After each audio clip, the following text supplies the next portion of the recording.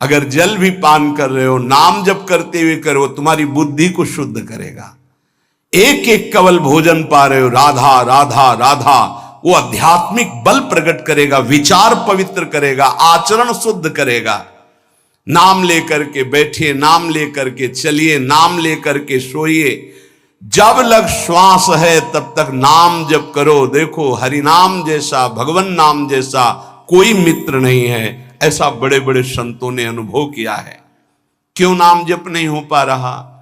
कामी मति विष्ठल सदा चले चाल विपरीत, सील नहीं सहजो कहे नैनन माही अनीति। गंदे नेत्र, जिधर देखे वो पापाचरण की वृत्ति देखता रहता है। वाणी गंदी, दूसरे की निंदा चुगली पाप करना। मति गंदी, काम बहुत ही गंदा मलिन स्वभाव बन गया है। जिधर देखो, मंदिर जाओ, संत के समीप जाओ, बहुत सावधान। बड़ा बढ़िया सौभाग्य मिला है, बिना भगवान की कृपा के संयोग नहीं बनता। जैसे आप बैठे सुन, उस समय आप वो वस्तु ग्रहण करो जो कहीं नहीं मिल सकती, सत्संग। उस समय भी आपकी दृष्टि मलिन जा रही। कामी मति विष्टल सदा, एक तरफ रबड़ी रख दो, एक तरफ बिष्ठा पड़ा है, तो सूकर बिष्ठा की तरफ दौड़ेगा। हम लोगों की बुद्धि सूकर की तरह हो गई, मलमूत्र के शरीरों के भोगने की तरफ भाग रही। कौन सा इसमें परम सुख है? अरे इसी से हटने के लिए तो भगवान ने अवसर दिया, मानव देह, सत्संग दिया, शास्त्र स्वाध्याय, भगवत भाव में डूबने का अवसर। फिर भी वही गति। सदा रहे चित भंग ही, हृदय स्थिरता नाही। ऐसे लोगों का बड़ा चित्त चंचल होता है, हृदय स्थिर नहीं होता है। क्या करें? अगर ये भी नाम जप करने लगे तो सब शांत हो जाएगा, काम शांत हो जाएगा, मति पवित्र हो जाएगी। अगर हमारे हृदय में काम बसा रहा तो नाम नहीं चल पाएगा, नाम रुक जाएगा। हमें एक एक चीज पावन करनी इसी नाम से। वाणी, नेत्र, श्रवणेन्द्री, संपूर्ण शरीर, अंतःकरण, तब भगवत मिलन होता है। इसी शरीर को भगवान हृदय से लगाते, ध्यान रखना। जब भगवान प्रकट होते हैं तो ऐसा नहीं है कि वो भाव में केवल प्रकट होते हैं। जैसे हम आप देख रहे हैं, हम आप मिल रहे हैं, ऐसे भगवान अपने भक्तों को हृदय से लगाते हैं। सच्ची मानिए, वो यही हैं, हर समय पास हैं। जिस समय हमारी इंद्रियां पवित्र हो गई, शरीर पवित्र हो गया, हृदय पवित्र हो गया, तो भगवान करुणा करके प्रकाशित हो जाते, माया का पर्दा हटा देते हैं। पूज्य नारायण स्वामी बड़े सिद्ध महापुरुष हुए। वो कह रहे हैं कि नाम कैसे आपका निरंतर चलेगा, इसके लिए जिस वाणी से नाम जप कर रहे हो, यदि झूठ बोलोगे, अरे आश्चर्य होता है, झूठ बोल करके तुम सोच रहे हो हम संभाल लेंगे। नहीं नहीं, झूठ तुम्हारा नाश कर रहा है, तुम्हें पता नहीं। जिस जिह्वा से नाम जप कर रहे हो, अगर नाम का विशेष फल प्राप्त करना है, जल्दी फल प्राप्त करना है, आपको दुखों से बचना है, पाप भस्म करना है, तो झूठ बोलना बंद कर दीजिए। क्या बिगड़ जाएगा आपका? सच्ची बोलने में क्या बिगड़ जाएगा? सच्ची बोलना शुरू करोगे, हिम्मत नहीं रह जाएगी पाप करने की। ये जो पाप करने की तुम्हारी हिम्मत पड़ रही, झूठ बोलने के कारण पड़ रही। नहीं, असत्य संपातक पुंजा, सबसे बड़ा पाप झूठ बोलना।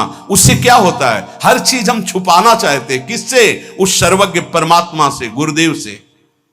नहीं, झूठ नहीं। नाम इसीलिए नहीं चल पा रहा, थोड़ी दिन नाम चलाएंगे छूट जाएगा, क्योंकि आप झूठ बोलते हैं, पापाचरण करते हैं। अगर नाम को चलाना है तो नारायण स्वामी जी कह रहे हैं, पहली बात मौन का आश्रय लीजिए, कम बोलिए, अधिकतर चुप रहना सीखिए, तभी नाम चला पाएंगे।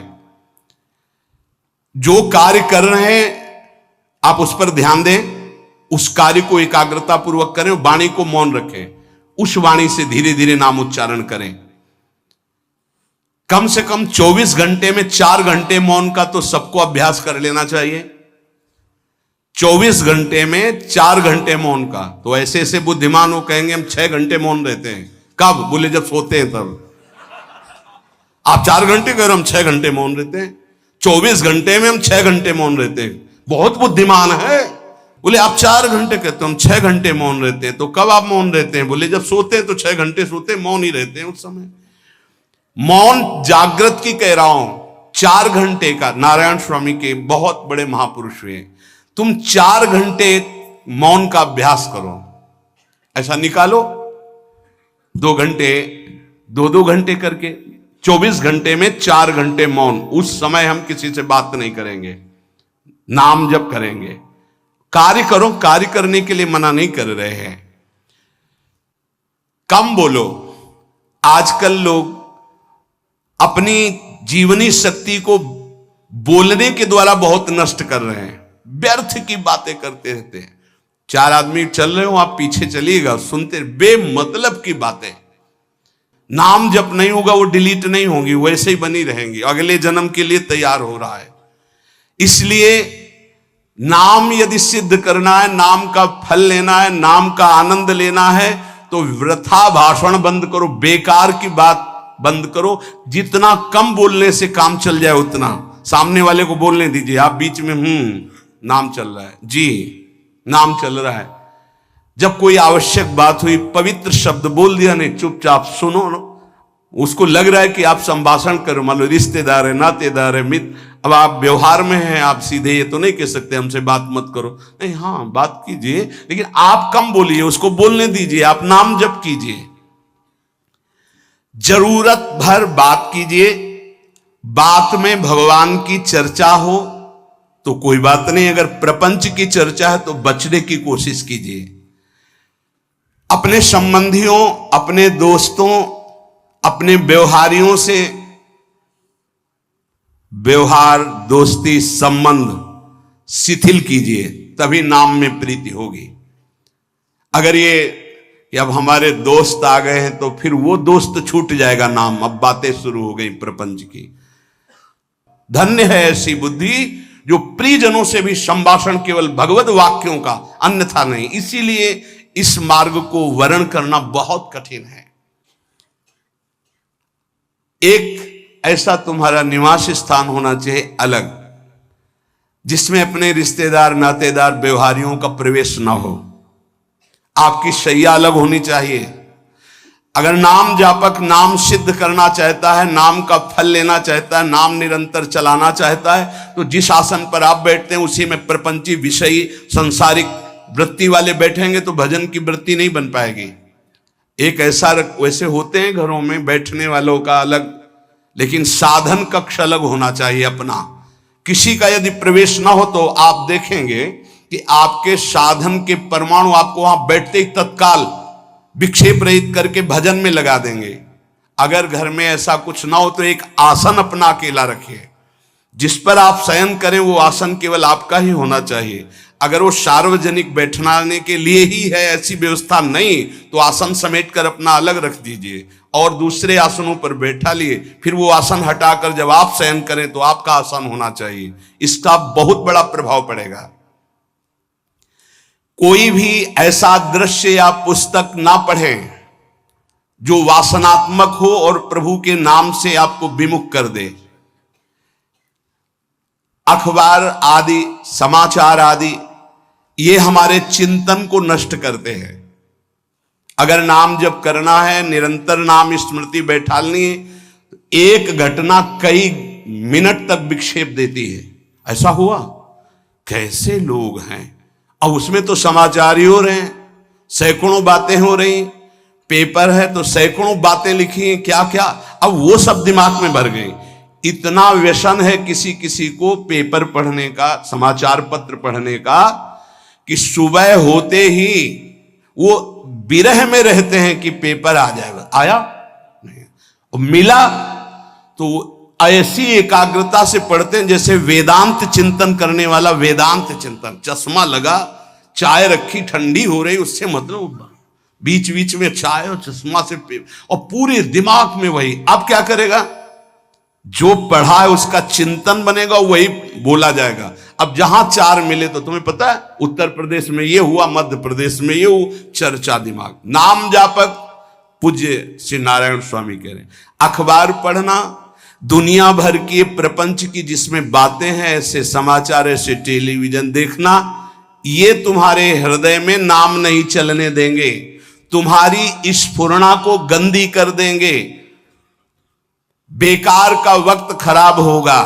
इसलिए अगर आपको पढ़ना ही है तो धार्मिक ग्रंथों को पढ़िए, अपने इष्ट संबंधी ग्रंथों को पढ़िए नाम जपने के लिए। किसी को कभी वचन न दें। पांचवा, बहुत बहुत पॉइंट की बात करें, यदि आपने किसी को वचन दे दिया और पूरा नहीं किया तो भजन का फल वहां जाएगा, ध्यान रखना। यही हमसे सब त्रुटियां होती रहती है अपने लोगों से। जाओ आज से बाद वचन दे दिया, हम ऐसा नहीं करेंगे, नहीं करेंगे चाहे मर जाएं। और अपने लोग ऐसे फिसड्डी हैं कि शाम के वचन देते हैं और सुबह फिसल जाते हैं, 2-4 दिन बहुत बहुत चला फिर फिसल जाते हैं। बोले कसम से आज से ऐसा नहीं करेंगे। तो आप इसको खिलवाड़ न समझें, आपके सुकृत नष्ट हो रहे हैं, वासना आपके सुकृतों को नष्ट कर रही। दूसरा, जैसे आपने किसी से कहा कि मैं शाम के 5 बजे आ जाऊंगा, तो 5 बजने में 5 मिनट कम होने पर आपको पहुंच जाना चाहिए, 5 मिनट ओवर होने पर नहीं, उसके पहले ही आपको ऊपर। यह संतों के जीवन में देखा गया है। समय का बहुत बड़ा जीवन में अस्तित्व है। अगर आप किसी को समय दें, फिर उसमें प्रमाद स्थिति नहीं होनी चाहिए। 5 मिनट पहले पहुंचिए। समय दिया है किसी को तो 5 मिनट पहले उसको इंतजार ना करना पड़े।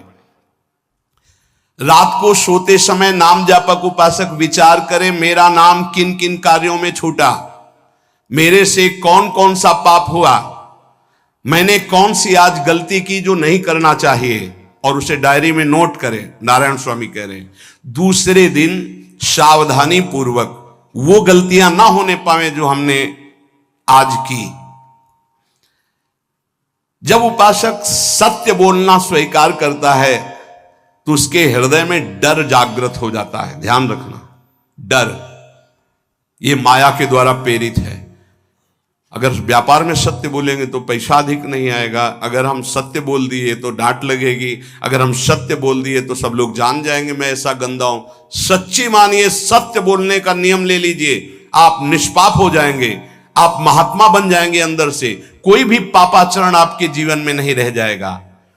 भगवान का नाम सत्य है, उस नाम को चलाने के लिए झूठ बोलने वाला नाम को कैसे चला सकता है।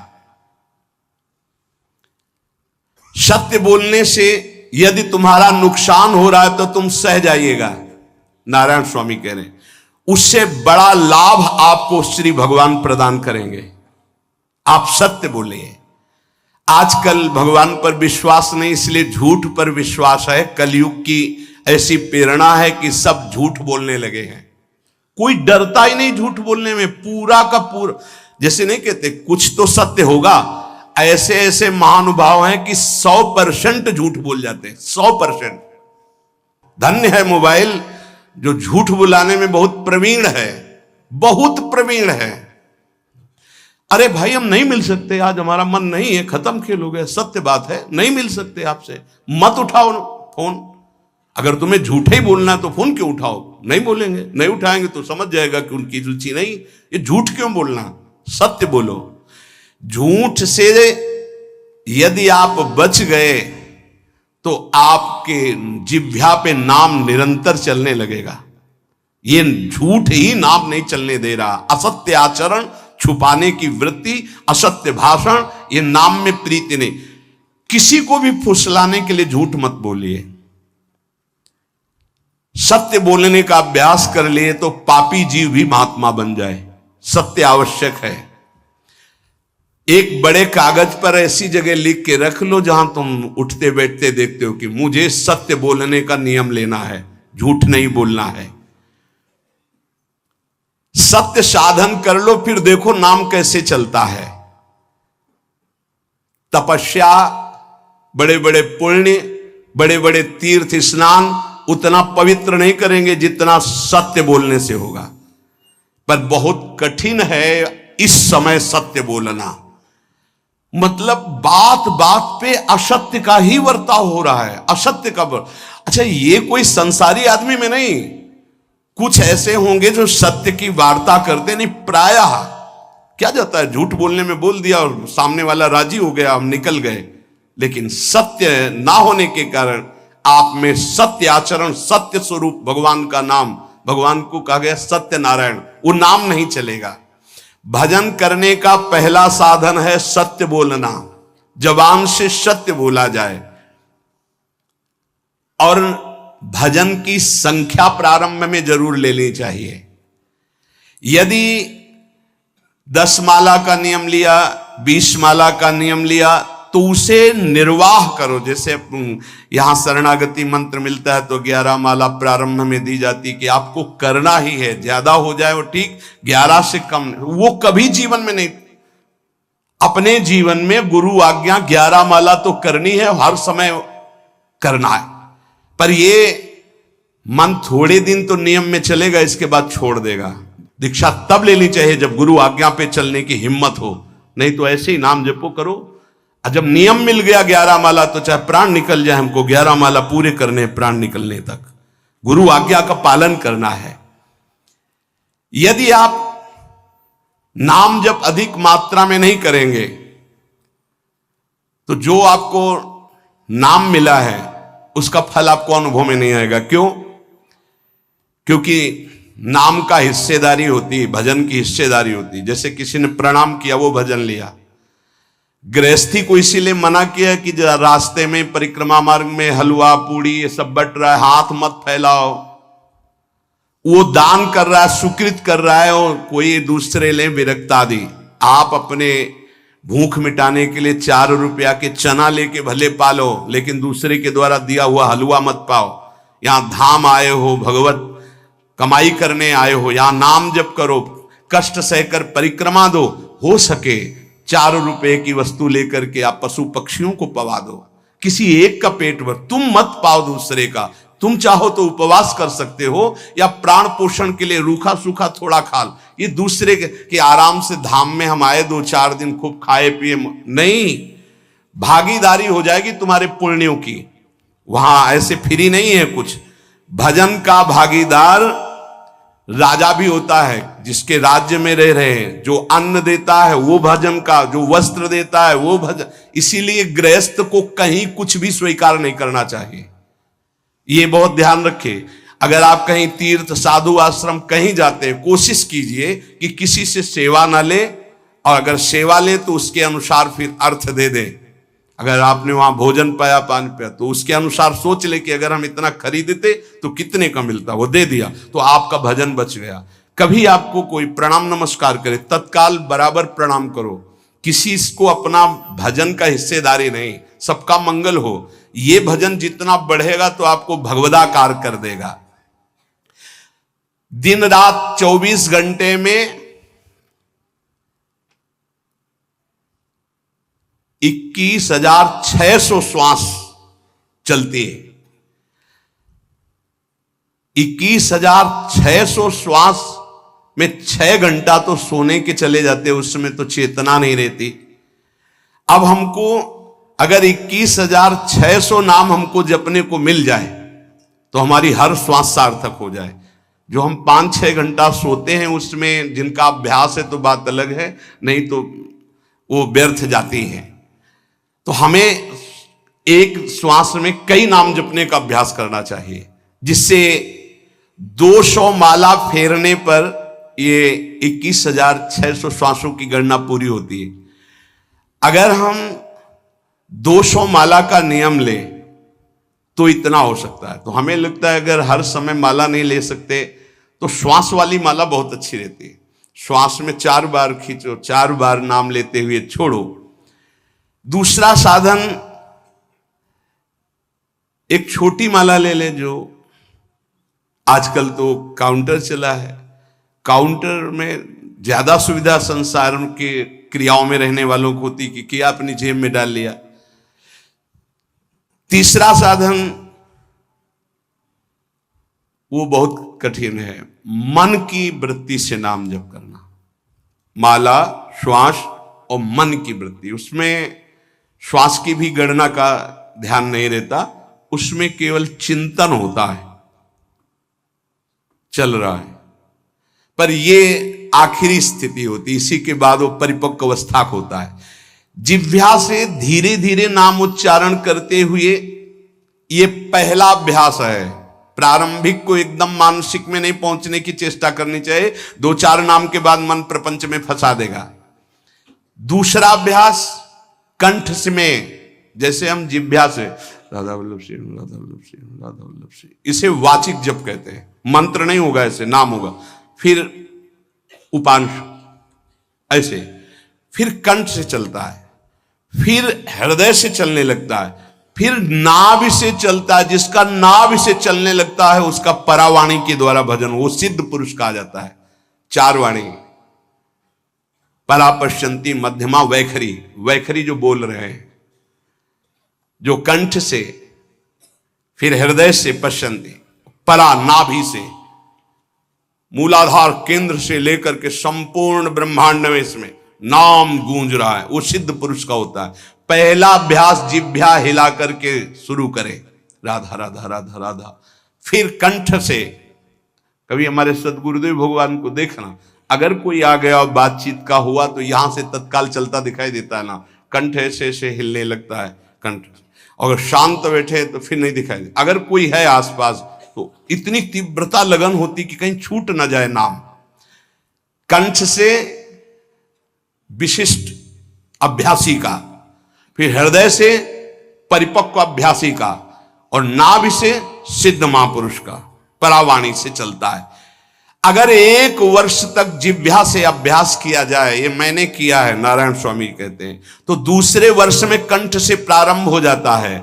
2 वर्ष कंठ से चले तो अगला हृदय से प्रारंभ हो जाता है, और हृदय से 3 वर्ष चले तो फिर नाभि से 7 वर्ष में नाम सिद्ध हो जाएगा। अगर नियम पूर्वक झूठ ना बोले, सत्य आचरण करे, ऐसे नाम जप करे। हम ये कहते हैं कि चलो थोड़ा धीमे ही सही, पर 12 वर्ष में तो आपको सिद्ध हो जाना चाहिए। 12 वर्ष, यहां बोले 30 वर्ष के, 50 वर्ष हो गए साधन करते हो, ज्यों कहते हो कोई परिवर्तन नहीं। इसका मतलब अंदर से नाम नहीं चलाया जा रहा, नाम में रुचि नहीं। 12 वर्ष में तो भगवत साक्षात्कार करके जागृत स्वप्न सुषुप्ति अवस्था पर विजय प्राप्त कर लेता है साधक। ऐसा ही स्वामी जी ने किया, नारायण नारायण नारायण नारायण नारायण, ऐसी सिद्धावस्था हो गई थी। एक टाट की लंगोटी, एक रस्सी कमर में, बस। बड़े ही उच्च कोट, और बहुत बड़े अरब खरबपति घर के बालक थे।